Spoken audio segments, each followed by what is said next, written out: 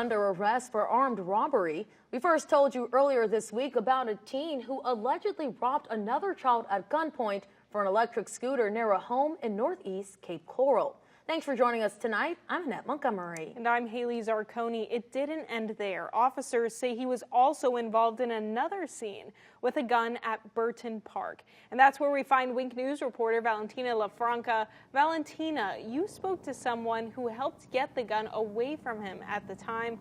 What did he say to you tonight? But yes, he was actually on this softball field coaching his daughter's softball team when he was alerted that a 13-year-old allegedly had a gun on the park. Now, he was one of a few parents to approach, and he says he was lucky to be there because the situation could have gone very differently.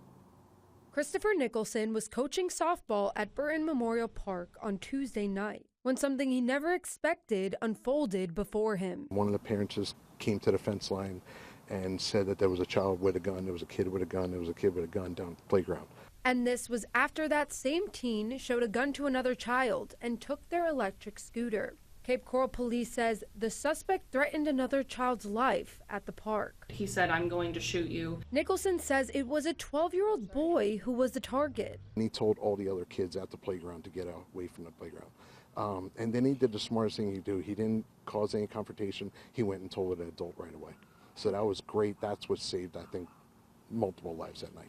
But Nicholson and others there that night are heroes too. And he was pretty much from me to you as far as how close we were. And at that point in time, he took his hand and went straight for his waistband and went to draw what I could assume at that point in time was him drawing the firearm. As soon as he lifted his shirt, I saw the firearm and I recognized it as not a BB gun. It was it was a real firearm. In fact, I own the same model and everything, so I identified it right away.